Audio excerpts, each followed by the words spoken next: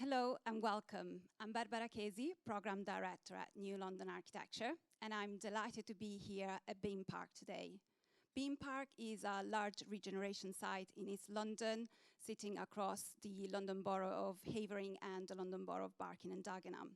The project will deliver more than 3,000 homes, social infrastructure and community facilities for this part of London. The project is the result of a joint venture between L&Q and Countryside and close collaborations with the two local authorities and the GLA. I'd like to thank L&Q and Countryside for organising this event with us, which is being live streamed from Beam Park with a live audience and a live panel of speakers. And I'd like to introduce Vicky Pryor, Managing Director, Corporate Affairs at Countryside, who's going to chair today's event. Victoria, over to you. Thank you. So, as you said, I'm Vicky Pryor, so I'm the Managing Director for Corporate Affairs at Countryside. So my role at Countryside spans sort of three different areas, really. So I look after investor relations, communications, and sustainability. So sort of a real wide range of sort of public and private partners. In my experience, public and private partnerships can be really effective in delivering large-scale regeneration projects, and Beam Park's a really great example of this, a joint venture, as we said, between London Quadrant and Countryside, working in partnerships with the GLA and across two local authorities. So just before we start the Q&A session, I'm going to hand over to and introduce sort of each of today's panel members, and I'd like them to just say a few words about themselves and their roles. So first of all, can I introduce you to Councillor Darren Rodwell? Thank you very much. My name's Darren from Dagenham. Effectively, my role is to give everything my community aspires to. So we talk about aspirational working class, not gentrification, because it's about building bricks and mortar with hearts and minds, which is community. And that's really important because I also do that role for London Councils as the Deputy Chair of London Councils and the lead for housing and planning. Great, thank you very much. So next we have Jackie Ezemaji Heath, who's the Growth Director at London Quadrant, our joint venture partner. Jackie, can I hand over to you? Good morning, everyone. My name's Jackie. Yeah, I'm from L&Q, and I'm also a board member of Beam Park LLP, which is our joint venture with Countryside. For me, my role is to try and grow our pipeline to make sure that we're providing as many homes as we can, and that's why we like working in partnership with Countryside. We've got quite a few joint venture projects with them that are going really well. And for us, it's really important to have projects that have the right ingredients, and Beam Park represents all of that. We've got great leadership from the two boroughs, great ambition. We've got a park that's already here that we can build on. We'll be building over 3,000 homes, half of which will be affordable. And we're involved in delivering community regeneration alongside the community here. So really excited to be part of this amazing project and to talk to you about it today. Great, thanks Jackie. So as we've mentioned before, this spans across two local authorities. So our next speaker is Neil Stubbins, who's the Director of Regeneration for London Borough and Havering.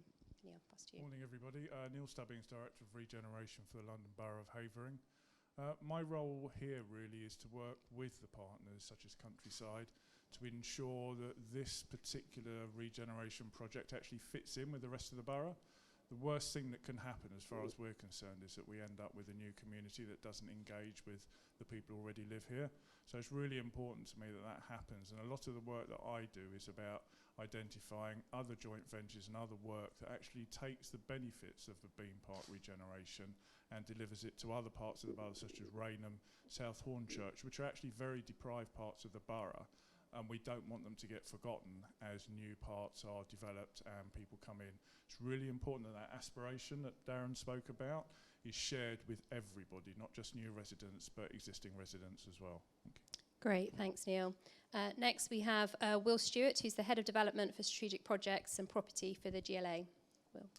Hi everyone, good morning. Yes, Will Stewart, I'm Head of Development in the Strategic Projects team at the GLA. Our role on Beam Park has been as landowner for the Mayor. So the Mayor, for those of you who don't know, owns quite a bit of land in this part of East London, including Beam Park. We're the freeholder of Beam Park. And over the years, it's been our responsibility to bring forward those sites through public-private partnerships, using quite often development panels, in this instance, London Development Panel, to bring forward large-scale regeneration projects, working in close collaboration with our partners at L&Q, but also Countryside. And it's a great way to do things, actually. It's a great way for the public and private sector to come together through panel appointments to deliver the kind of scale of ambition that we need to see in this part of East London. So I've actually been involved in this project probably almost from the start, from about 6 years. So it's been great to see it develop, come out of the ground, phase 1, really up and running now. We had a tour just now, and I really look forward to the next phases coming out of the ground. Great, thank you. And then finally, we've got Mike Williscraft, who's Chief Executive for Partnerships South at Countryside. Mike. Yeah, thanks. Thanks, Vicky.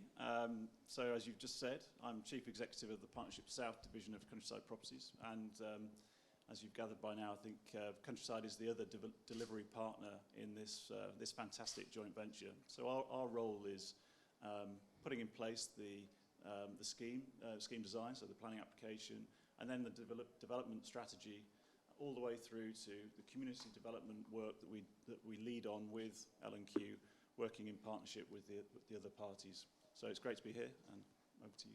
Great, thank you. So I think just sort of in terms of starting the conversation then, perhaps if I can start with you, Will, how do you align different organisational objectives to ensure that we have a successful long-term partnerships on such a large scheme?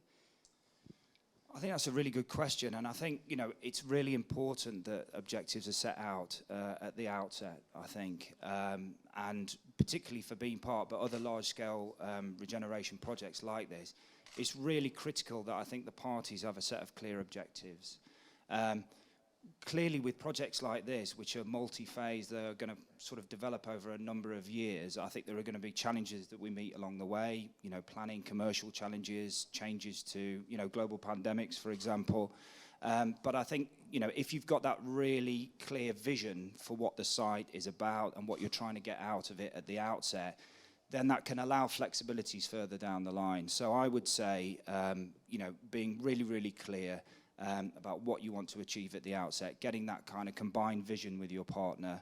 The way that we did that for Bean Park was set out a really clear set of objectives when we took the site out for tender, and obviously Countryside were successful in that because they saw the ambition that the Mayor had for this site and also this area of London. But with those clear objectives, that then allows flexibility. And, you know, there will be changes, there will be bumps along the way, but it's important to have that flexibility so you can adapt to circumstances. Great, thank you. Mike, is there anything that you want to add sort of from the joint venture perspective? Absolutely. I think when we talk about partnerships, it's about having that clear vision between the parties that's set, and every party along this panel will have different ambitions for this project. So it's about creating that clarity for all of our teams to draw from, and then supporting them through the delivery so that there really is true collaboration, and that we put in place the right structure around communication and reporting that enables a project like this that is so complex to carry forward and be delivered smoothly. And as Will said, the true test often is when there are bumps in the road, where there are changes that come out unexpectedly. And yeah, I think it's often referred to like a marriage. A true partnership will have problems, and it's how you go about working together to overcome those problems that is the true test of a successful partnership. Great, thank you. And I don't know whether either of the local boroughs would like to sort of add anything to that from the local perspective. I always defer to Darren, so Darren. So I think what's really important, and you did say about partnership there, you've got to understand as a local authority what you're looking for. So as Neil said earlier, you know, Neil and the leadership in Havering is very clear that actually this should not be a standalone to the rest of Havering. Actually, we are as equally clear. In fact, it goes to the whole borough map of what we're trying to do in Barking and Dagenham. We make sure that we are not excluding people from having the ability to want to live here, because this is an aspiration zone as far as I'm concerned. And whilst it's good to have the GLA who has an overview of it, it's actually what matters to people on the ground. So their views have to be first and foremost in the view of what our partners want to invest in. So it has to be the ambition of the community that the local authorities then facilitate and we get the right partners to invest in. I call that the ambition triangle. And that's what we do in Barking and Dagenham, and I know our colleagues in Havering are following suit now. And it's really important because people have got to understand, in our part of London, London is moving east. We will build the size of Amsterdam over the next 20 years. In my borough alone, we're building the size of York. So when we're doing that, when we're doing what the nation has asked of us, then we need to make sure that the local voice is in the centre of everything that we're doing. So if you can just expand on that, how do you ensure that that local voice is then heard? I mean, how do you reach out to sort of your local residents to make sure that we're delivering, you know, what it is that they're looking for? Well, you never stop talking and listening. So since June, in my borough, we've spoken to 13,505 people. And that's just us as councillors, because we're the local representatives of the residents. Now, we won't always agree, because they don't always know the full detail of what the situation is and why it's coming. So I know that there are people that will go, oh, this is terrible that you're building higher than 2 stories. Well, it's either that or we build on the green belt. So let's have a proper conversation about what you want to see. Bean Park here, I've known it all my life. I've lived here all my life. I know this place very, very well. You know, it's all nice and posh now. It used to be the Chase, and it used to be a bit of scrapyard, and it used to be, but it's a fantastic space now to bring your children to explore. It's what you want to make a community. And that's what we've got to do. We've got to have those conversations. We've got to listen to people, but at the same time, be prepared to say to them, well, you're not right as well, because we collectively will have a much bigger knowledge of what's going on. But it's not that you discount what they're saying, you include it in the making of the community. And that's a very different space. So, you know, Bean Park is a great example. And if I use, again, I can say my side of it, as a local authority, we're investing to have over 1,000 of the properties. We did 20% of London's affordable starts last year. There's 33 boroughs. We've done 20% of it. So we know who we're building for. And because we're building the communities that will sustain London for the future, whether it's in media, data, science, engineering. Again, I know Havering, they've seen what we've been doing in Barking and Dagenham and saying, actually, we want a piece of that action as well. That can only be good for this part of London because, you know, we are the gateway to the world. And you know, as 2 boroughs, we're aligned on what our thinking is. It is a shame sometimes, though, that government doesn't actually understand the complexity of local knowledge and desire. Because if they did, they wouldn't make silly decisions like saying we're not going to fund the station, which again, we will have to work collectively on to basically say, that's a silly idea, isn't it, Mr. Prime Minister? I'll leave it at that. Neil, is there anything you want to add, just in terms of how you work together, sort of across, because obviously spanning 2 different boroughs, it's quite a challenge, is it at times? It is, and we see each other at events like this. That's it. We don't do anything else. That's not true. We have joint meetings, we have regular meetings, and it's where we have sort of quiet discussions here, but actually officers need to be dealing with this on a day-to-day basis. We need to have constant dialogue. Havering is a different borough to Barking and Dagenham. We do have different politics, but we actually have people, and all people are the same, and we mustn't forget that. And what we're doing here with Countryside and L&Q is trying to improve that aspiration and build a place that people will be really proud to live in. And that's what we need to do, work together to actually deliver that. There was one thing, Darren, that you also said about how do you keep people engaged. And one of the best ways of keeping people engaged is to engage them right up front as well. Don't make them think that they're an afterthought. Absolutely. Get people involved right at the beginning so they input into ideas and keep that dialogue going. Great, and I don't know whether Jackie or Mike wants to sort of pick up on perhaps on some of that engagement then that that's happened at Bean Park, just to bring it live to the example here. Yeah, I can say a few things about that. I mean, we've been very heavily involved through our foundation in with working with the local community to right from the outset to begin the kind of regeneration, contribute to the regeneration process. Part of that has included working with Hope Art to do a public art project which looks at the history, reflects the history of this area, getting local people involved in that, because they've got that knowledge. They know exactly, Darren spoke about it, they know exactly what's happened here over time, and being able to reflect that in artwork is really important. Also, we've worked with the Land Trust and Green Angels on Bean Park itself. There's going to be a linear park here, and linking into that, again, working with the local community. So Neil's absolutely right, getting the community involved up front, not being an afterthought. They help drive the agenda, they help drive the regeneration. It's really important that we continue that. Obviously, each phase of the master plan that goes in, we engage with them around what's being built, what's going to be built, what it means for this local community, and that's a really important element. Great, thanks, Jackie. Mike?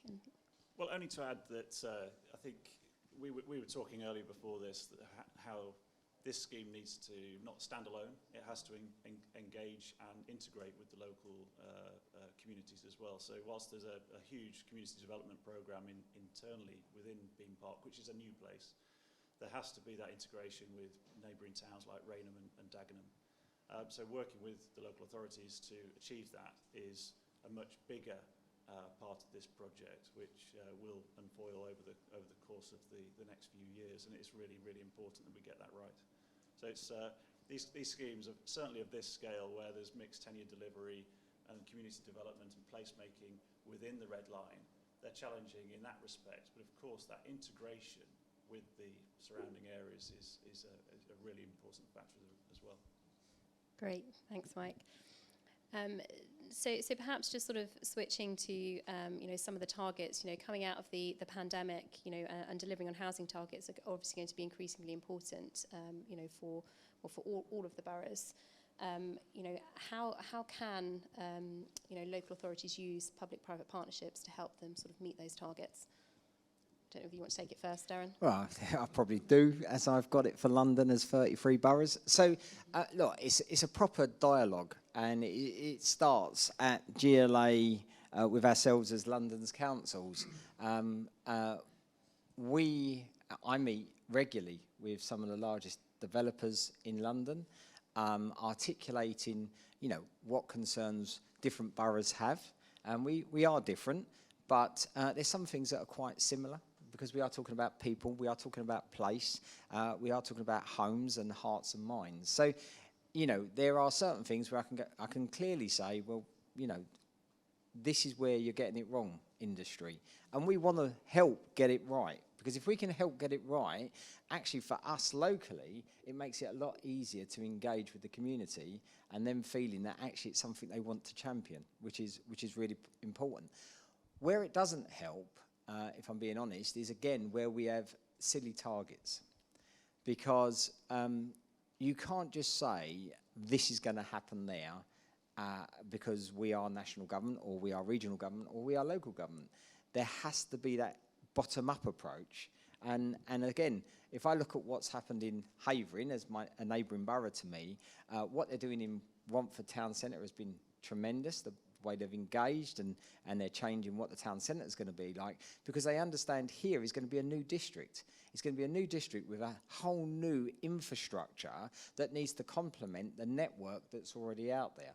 We have the same with what we're doing. So if we've got the old Ford stamping plant next door, this was the old, not foundry, that's further back there, where they put the cars together and basically come off the assembly line. We know that history. What we've got to try and say to people, though, is how we can build the homes that they're looking for. And just giving people numbers and targets is not the way to go. So actually what we need to do is remember we're building homes for people that make community. And if we can get that right, like we are doing certainly in the east of London, and I'd say wider London, then actually London's in a very good place. We will definitely bounce back. But we need to be in the heart of it with residents.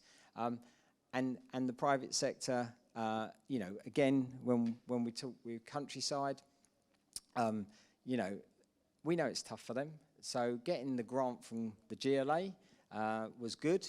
We got 171 million. I hate to say it was the most of any council, but it was. But we were the fourth highest in the whole of London, public and private. So, and then Havering will do the same, Redbridge will have the same, Newham will have the same. So collectively, we're mapping out what we want to see as a sub-region of London, but actually also how we then link into the estuary of London. Because London is not a spaceship. It doesn't just land in its own space. We need to have that conversation across the estuary. And that's how we're going to build a long, sustainable partnership, public and private, with the community. Great, thank you. Will, I don't know whether I want to just hand to you to just sort of pick up maybe on the GLA's role in all of this, you know, both in terms of sort of the additional funding that we provided, but also just the help with, you know, bringing some of these projects to life. Yeah, I think the GLA has played a big role in this part of London and continues to do so. I mean, as you know, Darren's mentioned the affordable housing programme there. There are other things like the local housing zones that we've been involved in as well. Clear, as I mentioned before, GLA are a large landowner in this area and have brought forward several large housing sites, but also jobs and employment sites further to south in the A13, where we're in a long-term industrial joint venture with Segro. And I think, you know, your question about how do we sort of move out of the pandemic, how do we sort of recover, how do we get things going, and how do partnerships work there? I think the role that sort of the GLA can play, but also local authorities, is huge. You know, there are certain things that we can do around infrastructure. We can set planning frameworks. There's the funding side, yes, but there's also powers that can be deployed as well in order to bring sites forward. And I think, you know, I'm always sort of banging on with my team about there being sort of no easy sites in London anymore. I don't think there is an easy site in London, but, you know, increasingly now, I think, you know, every site that we identify as being potentially being able to provide those homes that Darren's mentioned and that Havering need as well, you know, they're tricky to bring forward. You know, they're going to need collaborative approaches. They're going to need upfront investment sometimes, you know, in terms of funding, infrastructure challenges, transport challenges as well. You know, there are roles for lots of different agencies to play in bringing these sites forward. And actually, you know, coming out of the pandemic, we need to kind of redouble our efforts. We need to have a look at which kind of roles that people need to play in order to bring these sites forward. So, yeah, I mean, I think, you know, just to summarise, I mean, this is London's largest opportunity area in terms of homes. I mean, you know, London Riverside is enormous. London's moving east. We need the transport. We need the homes. We need the community infrastructure. And the GLA is really ready to invest here. You know, we're involved in several projects all around both of the boroughs. So I think, you know, we're really, really excited about London Riverside and the east of London. I agree with Darren. You know, this is where London's moving. Great, thank you very much. And obviously we've talked about how vast Beam Park is as a scale. I mean, it would be interesting really just to talk a little bit about mixed tenure development sort of in general. So, I mean, Jackie, I don't know whether you want to sort of start on this one and then we can perhaps pass to each. You know, how important is mixed tenure in delivering a project of this scale? It's incredibly important. I mean, half of the homes here will be affordable. That is just standard now. It must be the case that everywhere we develop that we're creating a range of homes at a range of price points for Londoners. Darren said that London's moving east. It certainly is. People come to this part of London and see what they can get and see what's around, see what's happening, the regeneration, the investment that's going in this area. It's really attractive. So for us, ensuring that we provide a range of homes at a range of price points is critical. Great, thank you. Mike, do you want to? Yeah, I think it's probably worth taking us back to when L&Q and Countryside were first selected for this scheme. The GLA procured us on the basis of a 35% affordable housing delivery, and we worked with parties, and the GLA funded the increase of that to 50%. So we took what was going to be just about 1,000 affordable homes being delivered on this site to 1,500, and we're looking to increase that going forward. So that in itself is a major achievement between the parties that are all aligned in terms of those ambitions to accelerate this scheme and housing delivery here at Beam Park. And we've been able to bring in other parties to kind of improve that further, the acceleration and the mixed tenure delivery. So we have brought into the partnership Sigma EQT to help us deliver homes for private rent in addition to the social rent and London living rent that we're delivering.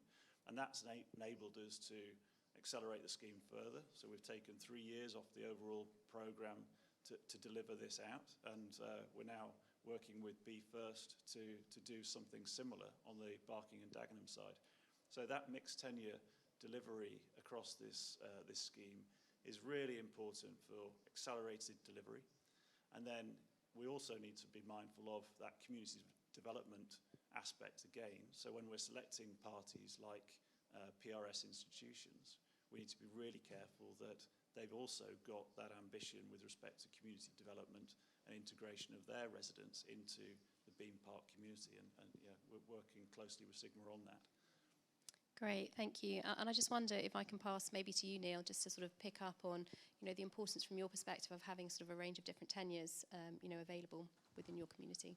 Yeah, I think it's really important. I mean, we all know that diversity is actually what you need to make a place vibrant, and the same goes with tenures. You don't want where we're sitting here. Anybody who's looked at the map recently will probably know we're very close to something that used to be called the Mardyke Estate, and that was not the best estate in the world. That's where you used to go to get the stolen car back from. So I'm not going to say anything like that because I don't want to get myself into trouble. As an officer, it's never a good thing to do, but as a politician, you can make comments like that. I can't. As someone who always lived here, trust me, I knew where to go. Yeah. So I don't want to embarrass myself by taking that one any further. But the Mardyke estate was known as a council estate. That's not what we want anymore. We want diversity. So you do want people who live on an estate, they own it, they own their home. But what we don't want is people to call it an estate. We want them to call it a community. And you want a community of owners, a community of renters, a community of affordable homes. And the really important thing for us, and I think it was Darren who said it before, is it's affordable. It's no good developers coming in and building homes that our local people in Havering just can't afford. And I think sometimes this is where the GLA may not understand. I'm going to move away from Will just for a moment. Fight. Yeah. One of the problems that we have in Havering, our average household income is less than £40,000 a year. That isn't a person, that's a household. Now, if you think of the average price of a home in this part of the world, and it's relatively low here, local residents in Havering cannot afford a home probably over about 120,000 because they just can't get mortgages like we used to be able to when I were a lad. So it's really important, and it's one of the things that the leader of this council is really clear on, is that we build affordable homes for local people, and you have to have mixed tenure in order to do that. It's really important. Great, thank you. Darren, over to you. Yeah, no, I wanted to come in on that because actually it's the driver for everything we do in Barking and Dagenham, and I'm pleased that again Havering have the similar outlook. So for us, our average income is 27,000. So to buy what would be an old Becontree house estate house today is about 11, 12 times your salary in my borough. It's ridiculous. It can't happen. It's not sustainable. I mean, I could go on to the whole thing about the right to buy was a silly concept 50 years ago, and it's even worse today. And it's brought a lot of buy-to-let landlords, which has brought both authorities a lot of social ill, actually, and there's a lot we need to do around that. So let's start at the very beginning, where people have the right to rent with pride. They have the right to invest with shared ownership, and have the right to move because they can move around the community. And that's what we're trying to do. Beam Park is a great example of connecting into the ambition of both the boroughs. Because if we can't do that, what we're actually doing is alienating communities. And that's really, really, really bad. And we saw that in Barking and Dagenham over a decade ago. We had the BNP. It's because people didn't feel connected to the wider community. And, you know, we've seen that with other things since then.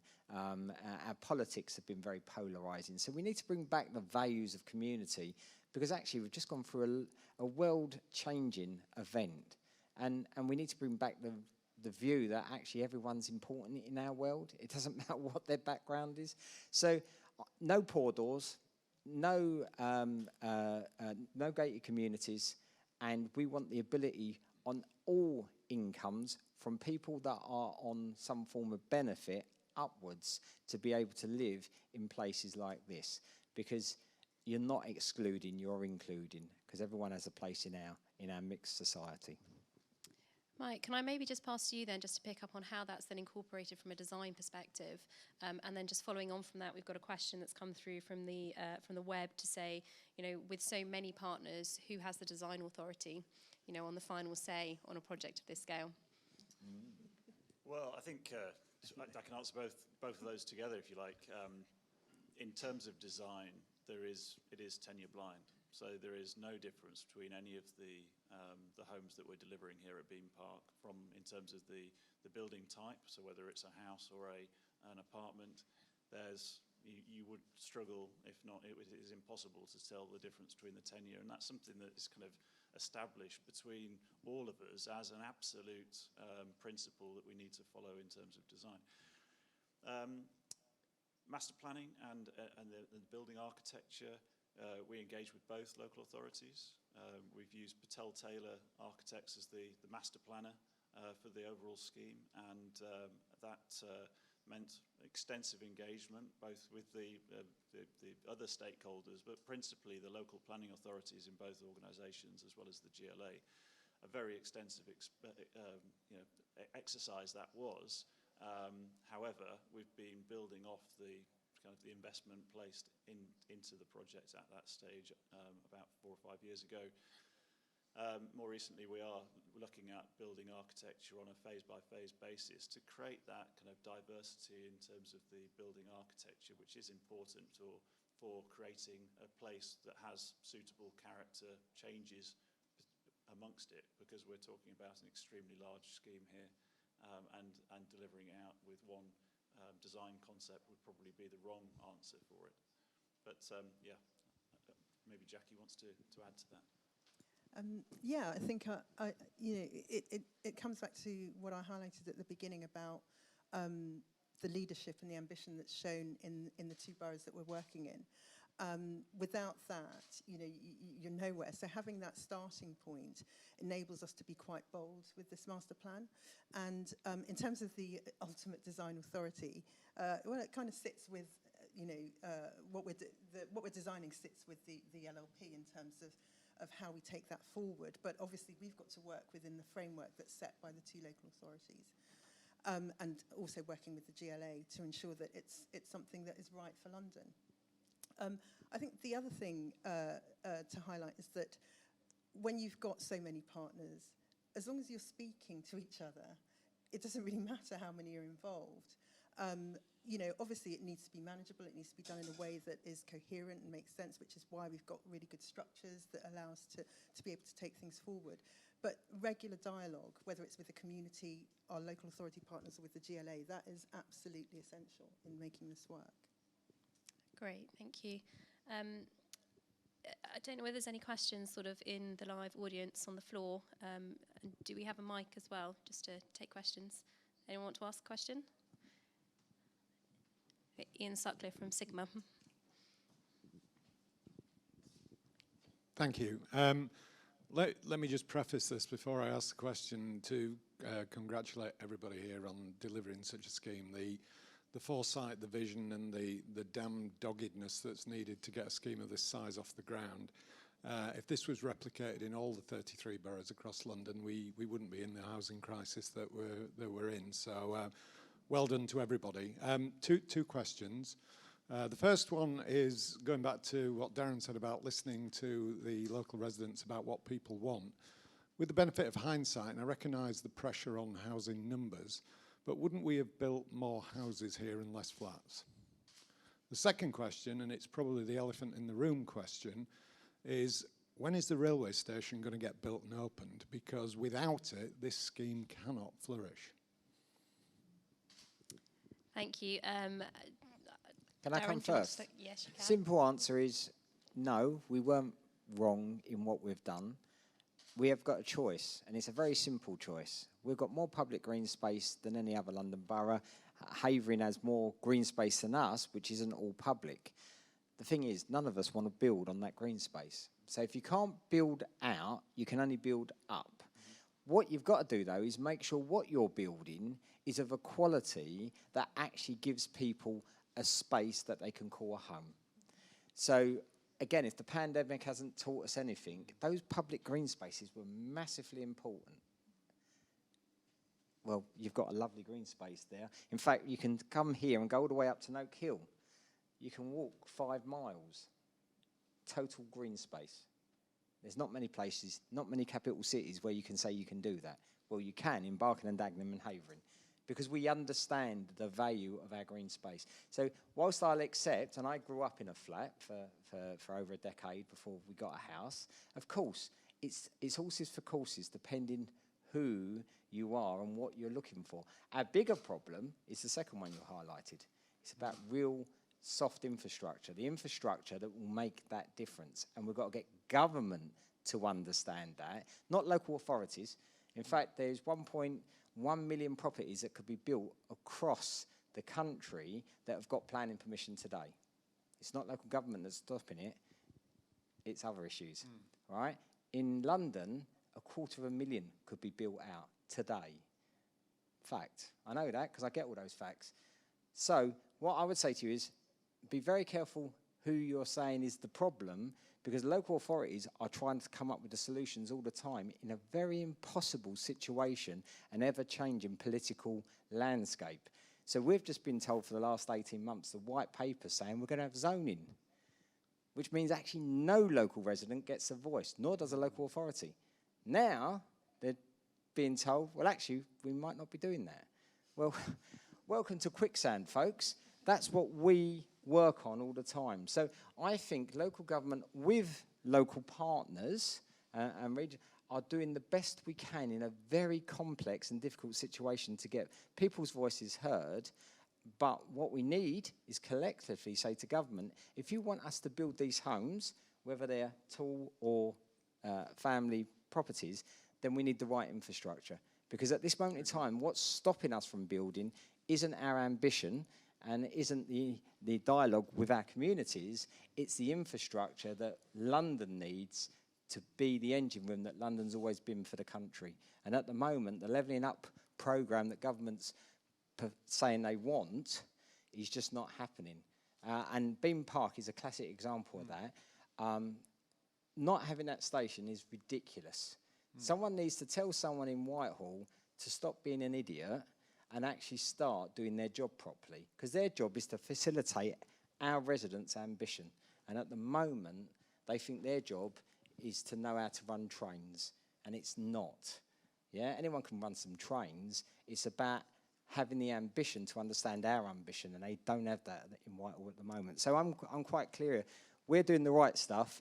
It's central government that really doesn't understand what they're asking us to deliver. Yeah, I mean, Darren, look, my point was not allocating a blame on this. It was a genuine question about the mix of the buildings that go on the site and the density that you get from that. The bigger question is the point you're making, is that you can't build sites and communities of this size without transport infrastructure. You just can't do it. But it's not just transport, it's also making sure we've got right schools, through schools, all that sort of stuff. It's about having religious areas, yeah? Because do you know what? Most of the people moving out east now are actually people more of faith than they were previously. Okay, so we've got to make sure that that actually comes into it as well. We also need to make sure we've got the doctors' surgeries. We've got one major hospital in northeast London, 3 boroughs, 1 million people short of one hospital. Now, we get it in the neck locally saying, well, where's the next hospital coming from? I had 4 hospitals in my borough alone. 2 of them linked to Havering. They were literally on the border of both, but they've gone. They got sold off. So what we've got to say and articulate very strongly that if government wants us to build these new communities and in whatever guise, they've got to give us the infrastructure. £2 billion was put in on business at Dagenham East, again, on the border of the 2 boroughs. Both of us are up for, what we're doing. The only problem is we can't get 15 million quid out of government to upgrade the station to allow C2C to stop there as well, which is absolutely ridiculous. So I'm quite clear that we're not the blockers, we are the enablers, but we need the private sector to work with us and articulate our vision for this region. Neil, I think you had something you wanted to add there as well. Yeah, I think you've probably managed to come up with the two most difficult questions that you asked there. And the first one I'll ask in relation to the station. I would suggest that nobody who knows this area has been involved in that decision, because anybody who knows this area would know that it needs the station. Havering itself is a huge borough. I think it's the third largest London borough. We've got 9 stations in our borough. Any other inner London authority has probably got 27 stations, something like that. And yet we have the same population to get round. And it's a massive problem. Actually, if I wanted to get back to Romford later on, if I went by bus, I wouldn't stay in the borough. It would go into Barking and Dagenham and then take me back into Havering. It is absurd for anybody to make a decision like that. So you're right, I think we're all together. The other issue that you've raised is about should we be building more houses? And it's a real issue for the London Borough of Havering, probably more so than Barking and Dagenham, because the residents of Havering associate more with Essex than they do with London. And they think that what we should be building is 2-storey homes, family homes, with gardens for people. And actually in this area, the original development framework had a lot more low-rise buildings in that are being built here. It's a constant battle that we have, but in the end, Darren said it's you either go up or you go out. And the big problem with this area of the borough, land values are still very low. You don't get the viability to deliver the number of homes and all the supporting infrastructure. And that is a constant battle we have, because actually the residents of the borough just want to see homes being built, and they don't understand that type of discussion that we have to have and the problems of funding all of that. Great, thank you.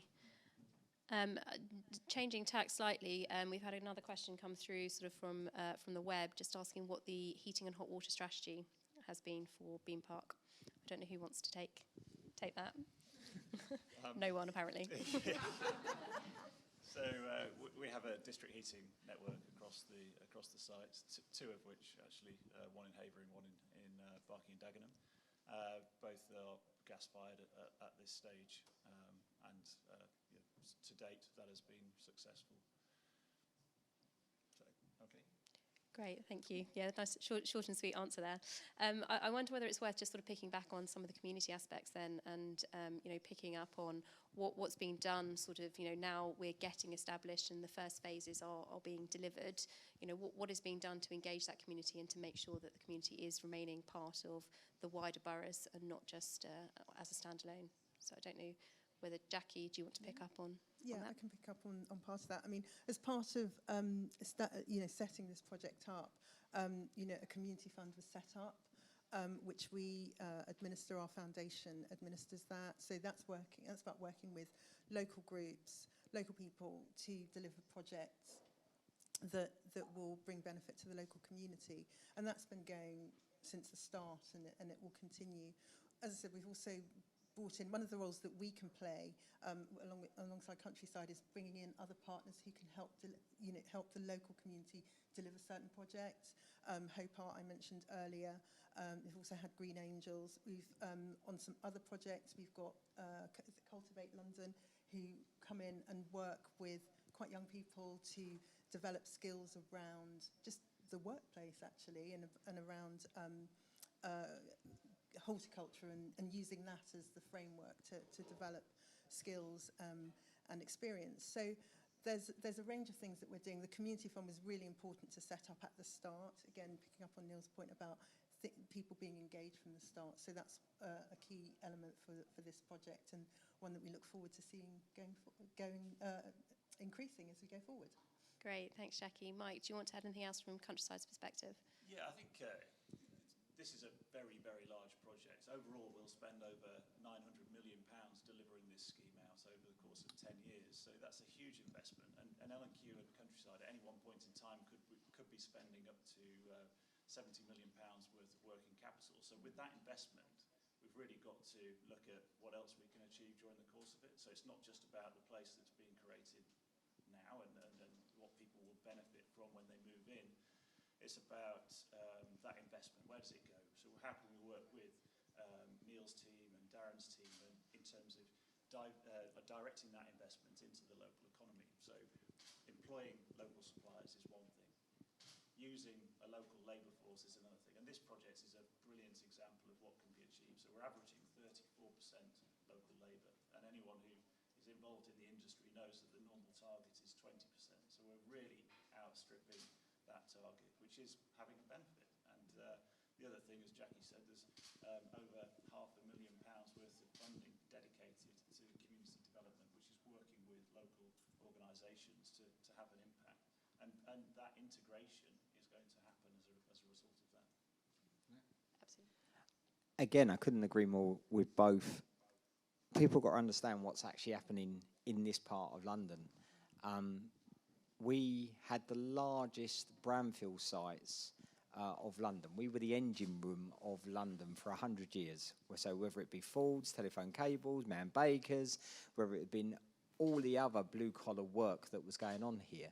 Actually, what we, and I say we, because it's Havering as well as ourselves, we are looking at those green industries that are going to be needed for the jobs. Because actually, another thing from the pandemic is it's shown that the supernova, which was London, doesn't work anymore. Most people want to be in that 15-minute, 20-minute location. Well, actually, that's what we're building. So the largest film studios, we've got 2 of them coming. It's going to rival size-wise to Pinewood. That's just us. Havering, I know, we've got some plans as well on it. The data centre, we've got the largest at the moment that's been built in Europe. I think Havering's just about to build a bigger one. You know, it's not all about the size, so my wife says. Anyway, it's important because we've got a world-class science and engineering facility. You know, we've literally got a place where they're going to measure the impact of human beings going to Mars. Never thought I'd say that in Dagenham. On the border with Havering, yeah? So when you actually look at what is coming to this borough, we've got the free markets of London, Billingsgate, Spitalfield, Smithfield, right? We've got all of this coming. And that's what we're doing collectively. Now, our residents need to be ready for that. We don't want to just import people. We need to make sure that those people have the opportunity to those jobs. The biggest problem with the culture sector has always been it's for middle-class people that have been privileged and gone to university. Well, actually, that's not pretty much Barking and Dagenham, and certainly some of the area here on Bean Park in Rainham and Mardyke. And I know I joked earlier about the cars, but actually that was part of the reality of living around here. It was a tough place to live. It was a tough place to grow up. Now, as much as we're still pretty tough, actually we want it a bit easier for people because they need the opportunities to aspire. We need to break those glass ceilings. And I think what's so exciting about Bean Park and the way it does come across 2 of probably the most ambitious boroughs working together at the moment is that's the opportunity. And that's what I'm really excited about because I know our passion in B&D. I also know Damien and his passion. And again, yes, we will fly under different political flags, but actually the outcomes are the same we want, which is a striving, strong community that have opportunity in whatever field they wish to go into. So I think it's a really exciting time, and all that investment will really pay dividends for years to come. That's great. Thank you very much. And I think one of the things that you've just talked about there in terms of, the aspiration, for the future generations to come is a really important one. So I think one of the questions that we've had come through is, well, how are we engaging sort of the children and the young adults in this project, and what opportunities are we providing for them through this regeneration scheme, outside of sort of future work opportunities? How are they seeing that going forward? So I don't know whether, Mike, if you want to start and pick up on this and maybe on some of the things that we're doing from a countryside perspective. Yeah, so every one of our schemes needs a bespoke programme for engagement, and schemes like this are obviously complex because of the neighbouring communities in 2 different towns that we border onto, but when it comes to estate regeneration, the needs of engagement get a lot greater. So we put in place we carry out exercises to understand the landscape to start with, to understand the needs and to understand what engagement methods are going to be useful and effective. And every scheme has its own plan, which involves reaching people of all different age range, but different people from different communities, because no one place is a single community. It's a collection of communities of different people, and you get individuals that represent others, and it's a very complex thing. So we put a lot of effort into that, and clearly we have to work closely with L&Q in devising that plan and putting the engagement plans in place. So it's probably a good time to hand over. Yeah, Jackie, if you want to pick up. Yeah, I mean, again, it's about creating opportunities for people to engage with the project, and I mentioned earlier about the public art work that the public art project that we're involved in, and that is not just about. It's a great way of bringing a range of people together, because it's not just about the people who have the memory of the place and the stories of the place. It's also about children getting involved in actually creating that vision on hoardings, creating that vision on the underpass that we did earlier. So that is really important to get children engaged in this place, because they will be living here in the future. And then, you know, to be able to say, oh yeah, I was part of that project when it was coming up, is quite a powerful thing, and something that we've done elsewhere that we'd like to bring here as well as an idea, working with the community, is about creating those local public artworks that people are become attached to, because it has meaning for them. They look after them. They really protect them from other people doing any sort of mischief to them. So that's one of the ways that a simple way that we want to engage with young people here. And also, in terms of preparation for employment, we've obviously got, as L&Q, through our foundation, we have a lot of apprenticeships that we have, working with the Countryside here, bringing opportunities here for younger people. Younger teenagers to start to work. That's something, working with the local schools as well. Great, thank you. Darren, I don't know if you want to add anything from sort of your perspective. Yeah, I mean, again, it's not about just this one place. It's about how it connects to the rest of the borough. And one of the things, again, Mike's been very bashful, and so is L&Q here, being very bashful. They invest in our community events. And they're massively important. 100,000 people any given year will come together, all backgrounds, all nationalities, and all income brackets. And these are free events that basically show aspiration. And, you know, this also links into our schools. We've got the young mayor. You know, this is a young person who's been voted in by 9,000 people. That's really important, because, again, her voice and the youth council's voice is really important in these types of schemes. They're on our case about green like never before, and it's brilliant. But then their grandparents are having a go at me because of CPZs.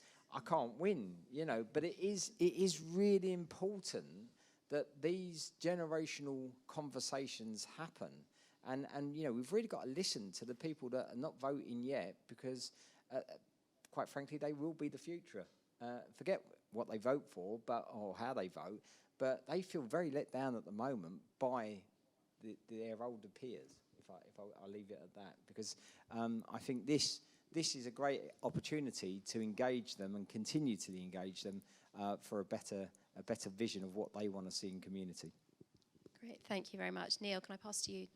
Yeah, one of the things that we've been looking at in Havering just recently is how we harness the social value power of all of the house building and all of the contracts that are in the borough.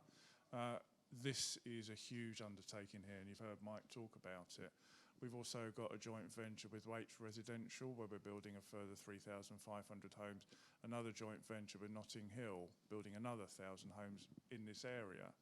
And what we want to do is we want to bring all of the social value from all of those JVs together and coordinate it and make sure that we get the best out of it. I think there is a danger that a typical developer will just deliver a certain type of joint social value outcome. And what we want to do is work together and coordinate all of that, so we get more for the Havering pound, as we call it, but also be the same for Darren in Barking and Dagenham as well. And one of the ways of doing that, as well as giving local business to local companies, but also it's to get out into the schools, talk to the pupils in the schools, and we do a lot of that, and increasing that level of aspiration. and explain to the school kids that, okay, there's a whole range of different jobs that are available associated with building homes like this. It's not just on the site, but it's design, it's architects, it's surveyors, and then after that it's about managing properties, it's maintenance. And what we're trying to get across to the school kids, this is a fantastic opportunity for you to get a job and to actually have a job that may be higher than your aspiration may have been previously. And so we want to talk to them and get in as quickly as possible. Thank you. Darren? Yeah, I just want to come back on it because Neil's absolutely right. And as we're having a love-in now, I might as well go that way. So, I mean, when we were youngsters, I say we because most of you seem younger than me, but I'll put you in my category. When we were youngsters, there was two things that we were told you succeed in life if you'd done, maybe three. First was you had to own your own home. Yeah. Second was you had to get a degree. Third was you had to drive. Well, actually, 50 years on, they're not the same anymore. I've got, as Neil keeps telling me, too many children. So I've got children who, quite frankly, they're not that bothered about owning their home wholly because they want to travel the world. They want to do good things. They want to protest when Afghanistan kicks off. And I'm cool with that, by the way. I think that's brilliant. I'd rather that they're good citizens. At the same time, you know, some of my children have gone to university. Someone said, it's not for me, Dad. Well, again, it's their choice. It's right. I should empower them to make those decisions. And thirdly, if I'm being honest, only one of them wants to drive, which is good as well because it saves me a lot of money. But anyway, if that's the world we're going to, then we've got to think about how we connect all that together. And it's really important, and I'll use another developer, and apologies, but Wade's in our borough as well, and we did. Some of you may remember Top Trumps. Does anyone remember Top Trumps? Yeah, good, right. I said to him, what a bloody ridiculous situation it is that we can't get anyone into the building trade. I said, but they actually earn more money than the leader of the council. Ridiculous situation. A scaffolder earns more money than I do. I'm on the same as a bus driver, by the way, folks. But it's really important that we start saying to young people, it's all right to go into the building trade. Then we won't, funny enough, have a building shortage of workforce. Same as lorry drivers. Don't get me started. But you get the premise. Unfortunately, we've been deluded for far too long to say that you only succeed if you hit a certain benchmark. We've got to re-establish that everyone, no matter if they're the cleaner to the chief exec, is important in our society to build a better tomorrow. And I think Neil is absolutely right. We can only start with the schools, and that's why we did the Top Trumps with Wade's. And, you know, we'll do stuff. Again, we'll have particular things with Countryside and L&Q, but it's being precise about what we need at that moment in time. And I think as long as we can keep that open-mindedness, then we can actually really deliver true outcomes for people. Thank you. I'm conscious that we're getting very close to time. Were there any more questions sort of from the floor itself? If not, I might just sort of hand back to sort of each of our panellists then, just to say sort of a final comment or two, and maybe bring it all back to sort of Bean Park as well. Mike, shall I start with you, and then we can work our way down? Absolutely. And I think we've just been talking about something that's particularly important, and it can come back to Bean Park. So I think our industry is particularly special. And I think, you know, I'm talking to an audience of people that work in our industry, and we've got a collective responsibility of advertising the brilliant roles that we can have and enjoy, and the importance of those roles in terms of delivering great places like Bean Park. That's something that we're really passionate about. We love to get out into schools and colleges to advertise the industry. There's never been a more important time because of the skills shortage. So I think that is a great way of rounding off from me. Great, thanks, Will.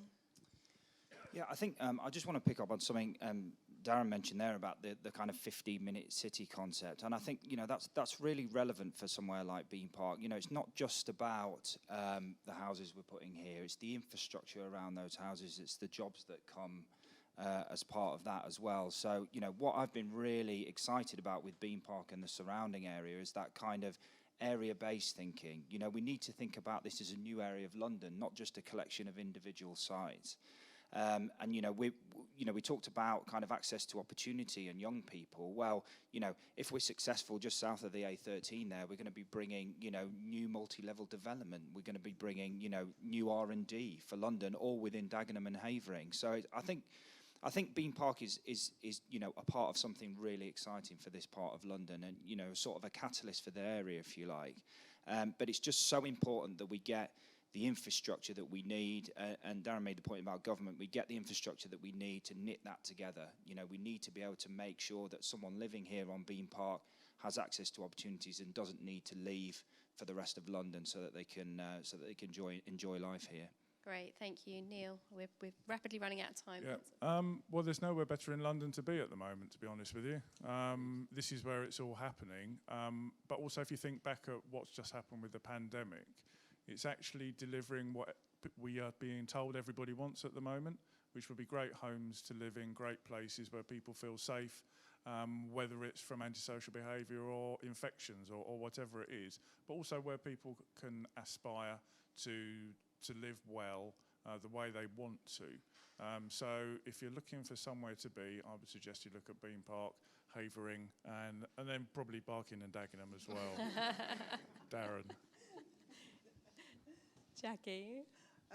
Yeah, I'll just very quickly say it's really incredible to be part of Bean Park, and for me in particular, what's so important is the alignment that we have from our panel today. We're all aligned in terms of the long-term view for this area, the fact that it is an area that we're creating, it's a place that we're creating, and it's got an incredible future, and that is why I go to work every day, quite frankly. Brilliant, thank you. So very quickly, we was the dirty engine of London for 100 years. Bean Park was the heart of that because it was Ford's. We're now going to become the green engine of London. And whilst, again, I can make jibes about Havering, but I'm not going to because I'm above that, Neil. What I will say, though, is he is absolutely right. This is the most exciting part of London to date. Canary Wharf did their stuff 40 years ago. They didn't quite get it right. The Olympic Park, a decade ago, didn't get it right. It's like a spaceship that's landed. And that's no disrespect to anyone who's been involved on it. I can just say it as people that I know live around it. And as a West Ham fan, you're only allowed on it and you're not allowed in it because you're not allowed in Westfield. I mean, it's a disgrace. There's a gated community for you. But here at Bean Park, we're going to build an inclusive community that will be not just in reach of London or Essex, depending which part you want to live in, but internationally. We're going to have the free markets of London. We've got a free port, 25,000 jobs, £500 million investment into it. We've got the international freight terminus, which actually is the whole of Europe, Russia, China, Asia, and turn right at Kyrgyzstan, and you can go down to the African states as well. You can't beat that. You can't pay for that. We are the gateway to the world, and we are the place of the opportunity because we're going to be truly affordable for those people that have aspiration. Great, thank you. And I think we're sort of completely out of time now. I'd just like to thank all of the panellists for their time today and for everybody else for joining as well. And just to say, really look forward to seeing what the next 6 years of Bean Park brings and where we go beyond that. Thank you all.